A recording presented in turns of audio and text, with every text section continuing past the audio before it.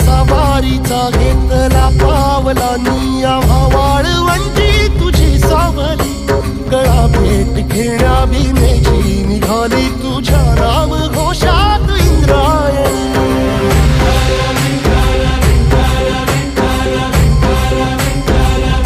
भिडे आसमंती ध्वजा वैष्णवांची उभी पंढरी आज नानावली तुझे नाव ओठी तुझे रूप ध्यानी जीवाला तुझी आस गाला गली जरी बाप साऱ्या जगाचा परी तू आम्हाले करांची विठू